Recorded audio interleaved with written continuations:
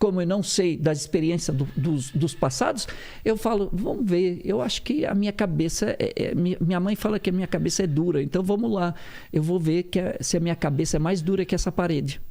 Aí bate a cabeça e fala, ai, é verdade, a minha cabeça está doendo, a parede é mais dura que a minha cabeça.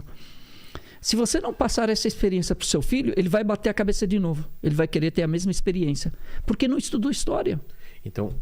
o intuito do Alcorão é falar sobre essas regras e também dar um aspecto histórico dos erros que foram cometidos e dos acertos. Exatamente, para que você não repita e quando que os erros e possa crescer e completar os acertos. Mas ainda em vida o Mohammed tem seguidores? Como que começa a religião? Tá, vamos lá. Então, esse é o primeiro tema do Alcorão. Tá. História dos povos passados. Depois fala sobre a fé. A crença em Deus. Monoteísmo. Monoteísmo. Deus só. Por que adorar Deus único? Quem é Deus? Qual é o poder de Deus? Quem me sustenta? Quem me criou? Então ele faz te traz essas respostas. Não fica fazendo você ficar perdido. Ele já te traz essas respostas. Esse é o Deus que você adora. Esse que criou o mundo. A visão do Deus é parecida com a do cristianismo? Sim, a mesma base. A mesma base do cristianismo e do judaísmo. É esse Deus criador de tudo. Sim, de todos. Sustentador, merecedor de adoração. E tem anjos abaixo dele? São criaturas. Nós acreditamos que Deus é o criador. E tudo que é além de Deus é criatura dele. Inclusive os profetas, inclusive Jesus, Maria, Muhammad, Moisés, Davi, Salomão, Adão, todos. Entendi. Abraão, todos eles. Eu, você. Ele é o criador. Ele é o eterno. Não tem começo, não tem fim. Ele é o eterno. O terceiro tema do Alcorão são as leis. Isso pode, isso não pode. Então, no Alcorão você vai encontrar esses 3 temas principais. Por isso que eu falo a história, que ele... a fé e... leis. E leis. Normas. O que é religião? Religião é o conjunto de normas e regras que são designadas pelo Criador para que a pessoa siga para ser feliz. É um Waze. Ele vai te levar de ponto A a ponto B. Para você poder se encontrar, para você ser feliz. Ele vai falar, e aqui tem, dentro do Alcorão, você vai ter sistema político, sistema econômico, sistema educacional, familiar, social, tudo.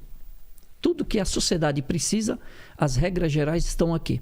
Aí você fala, mas para que serve o profeta? Por que Deus enviou o profeta Muhammad, enviou Jesus, enviou Moisés, enviou... Deus envia os profetas como professores. Então você tem o currículo, no começo do ano você vai na faculdade ou na escola, o professor fala, a escola fala, olha, esse é o livro, esse é o currículo desse ano. Aí vai para casa, você fica em casa o ano todo e depois vem fazer as provas? Ou todo dia você tem que ir para a escola? Todo dia. Por que eu tenho que ir todo dia para a escola? Para ter essa troca com o professor, né? Não basta você ler, porque tem coisas que você não vai conseguir entender. Então você precisa de um professor. O professor é o facilitador. Esses professores são os profetas. Deus enviou a Escritura Sagrada, as regras gerais, e envia junto um profeta, um mensageiro, para ele mostrar na prática como que ele quer que essas escrituras sejam vivenciadas. Então o profeta, ele vai ser perseguido, ele vai ser invejado, ele vai ter várias situações, porque ele vai nos ensinar como lidar com cada situação à luz do Alcorão. Olha, Deus nessa situação dá paciência, por exemplo. Deus fala para que a pessoa, Deus está com os pacientes. Deus fala isso. Inna Allaha ma'a sabirin. Certamente que Deus está com os pacientes. Muito bom, é bom ter paciência, mas no trânsito, como é que eu faço? Tá. O profeta Muhammad, ele certa vez estava com seus companheiros e disse, vocês sabem quem é o forte dentre vocês? o mais forte, o mais valente. Aí eles falam, o mais valente, o mais forte é aquele que derrubou o outro, é aquele que subjuga o outro, é aquele que finaliza o outro. Ele falou, não, o mais forte dentre vós é aquele que consegue segurar a sua raiva. Então ele explicou esse versículo do Alcorão. Ele está colocando na prática, ele está ensinando na prática. E em outros momentos veio um homem até o profeta e segurou ele, até machucou o pescoço dele e falou, me dê daquilo que Deus te deu. Você queria dinheiro de doação, alguma coisa. Porque ele estava necessitado, era uma pessoa pobre, estava no auge da sua necessidade e veio exigir do profeta que ele o ajudasse. Mas ele veio sem respeito, né?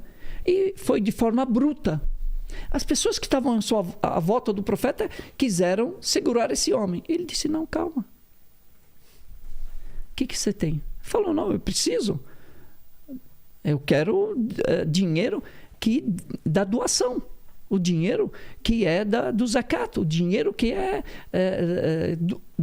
destinado aos pobres. Eu sou pobre. Eu mereço. E o profeta falou, então, deem para ele. E aí esse homem ficou parado assim, tipo, aí ele começou a cair em si.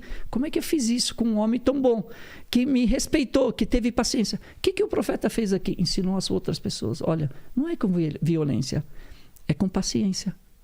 Então ele está mostrando na prática como aplicar esse versículo. Isso é um dos versículos. Claro. Tantos outros versículos, leis que temos no Alcorão e que os profetas vieram. Por exemplo, Jesus.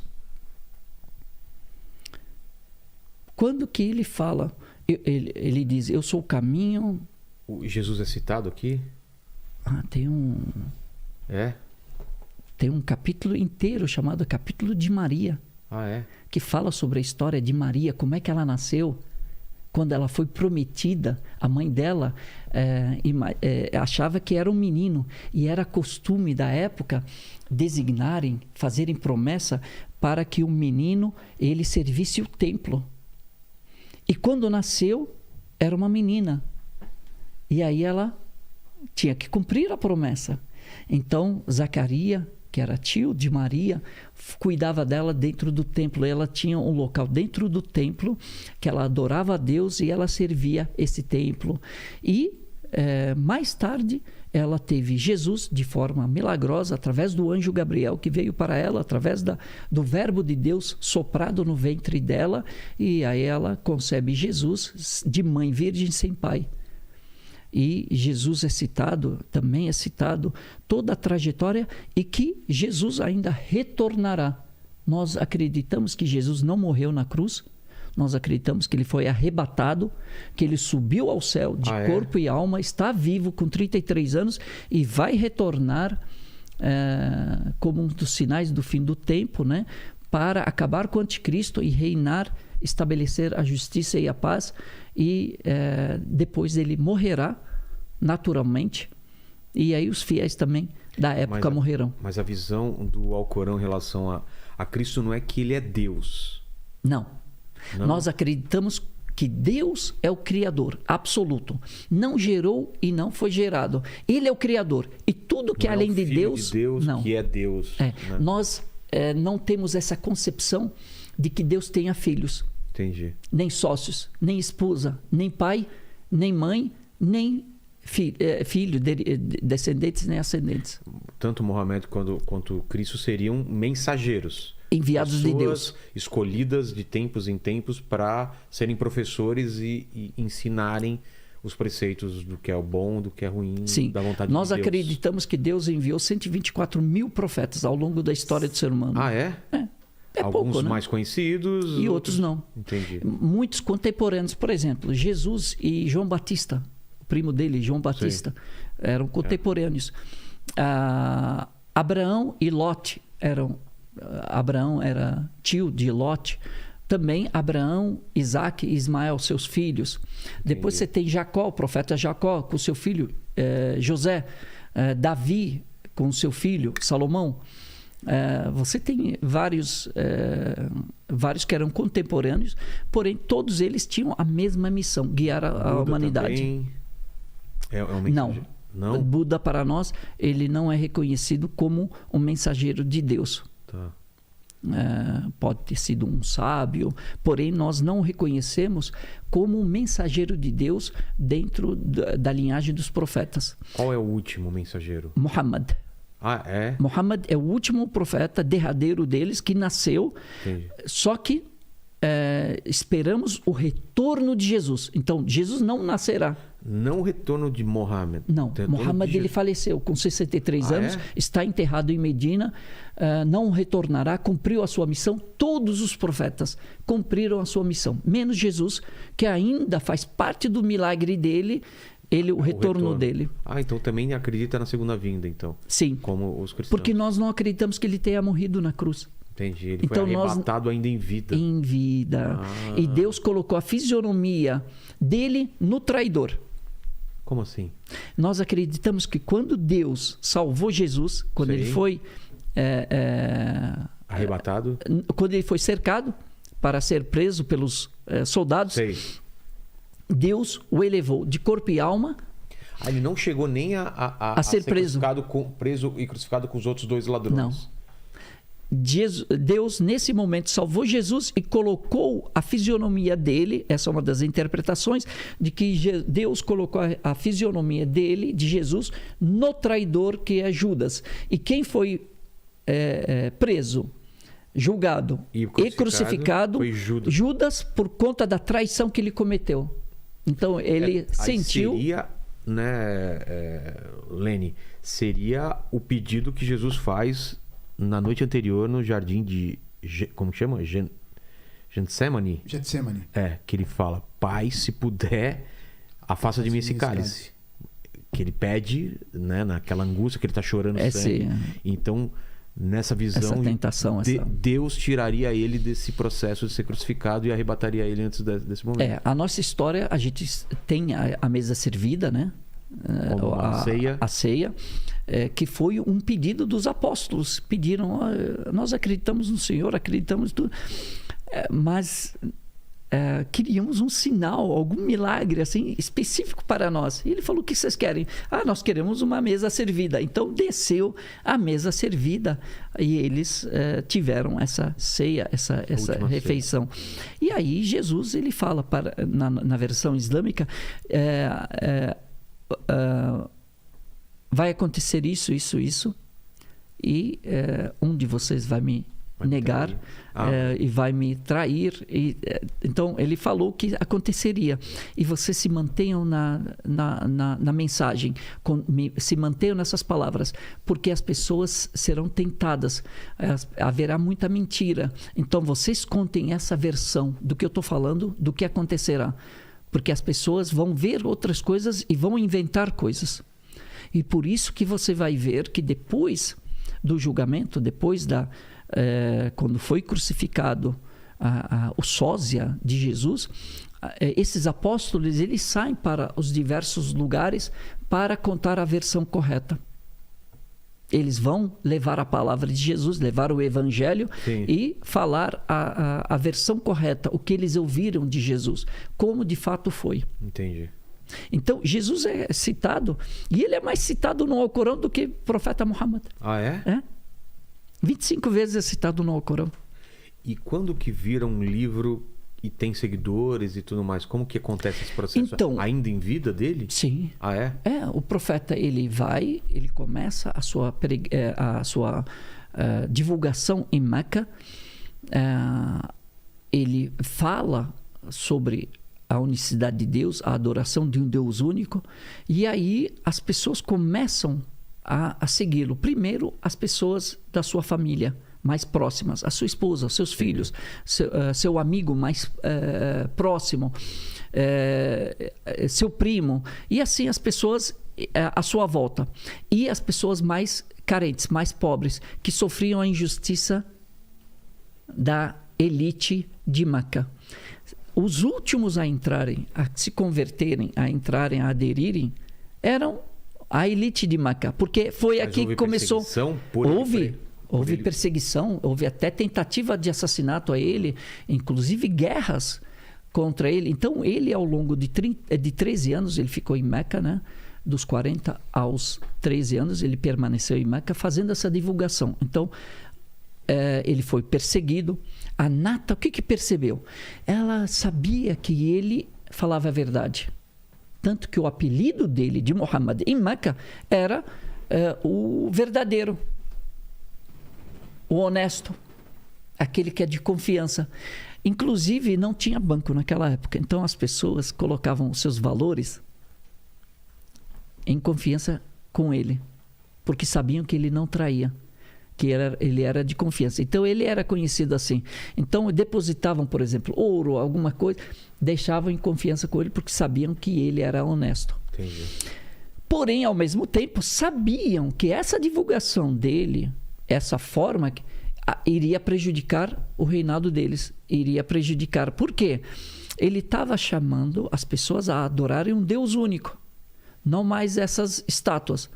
Se as pessoas se libertassem da crença dessas imagens, desses deuses, eles não teriam mais medo da elite, não obedeceriam mais Então, ele estava trazendo as pessoas para uma fé num Deus único, enquanto que os líderes, a elite, estavam pensando na forma econômica, estava pensando em política, estava pensando em como manter o seu reinado, o seu controle social.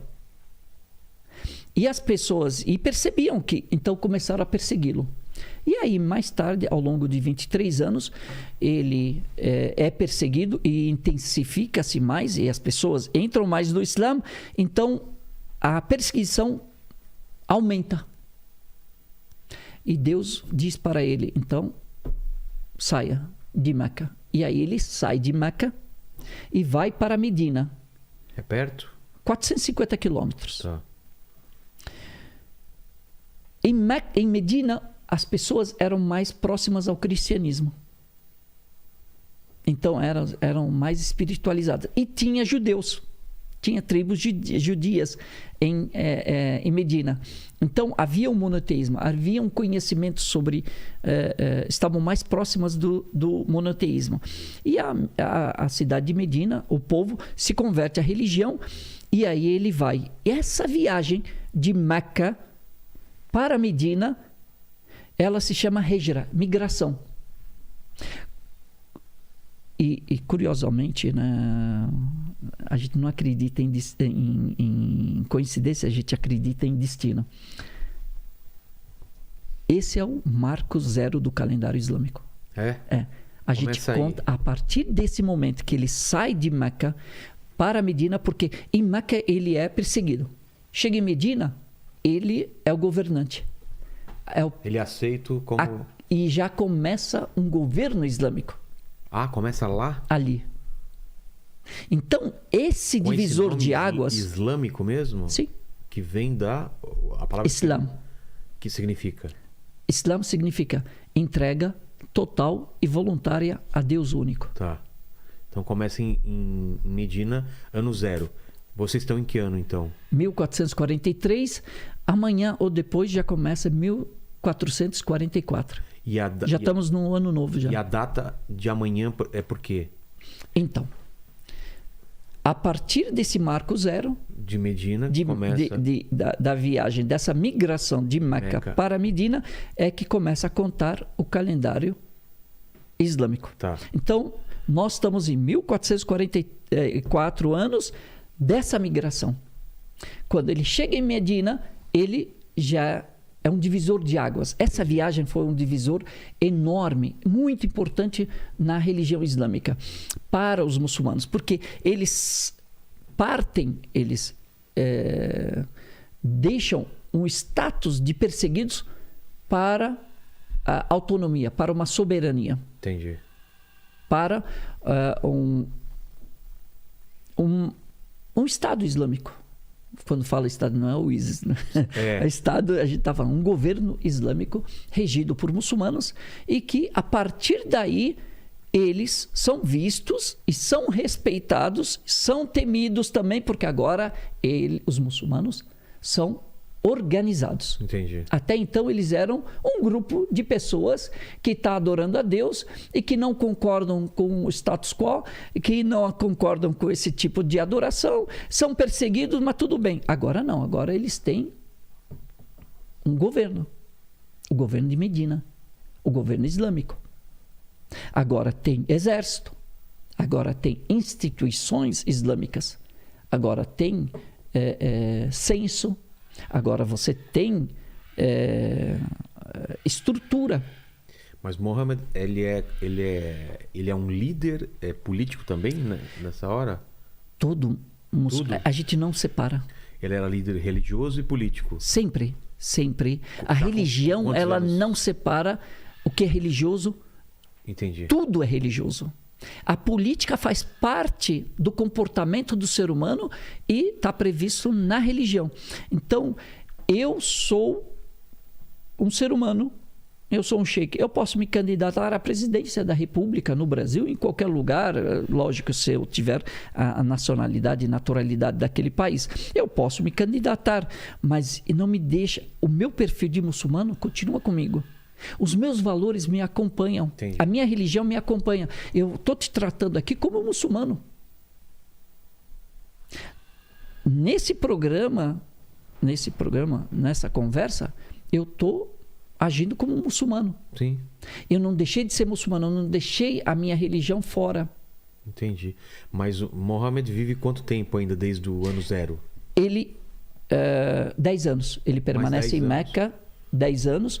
Então, ele 13 anos em Meca, certo. 10 anos em Medina, né? Eu falei Medina, então são 23 anos. Ao longo desses 23 anos é que o Alcorão é revelado e as ordens são reveladas.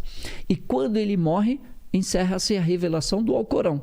E aí, já o Alcorão já estava compilado, e aí se fazem cópias em árabe, porque esse aqui é em português. Certo.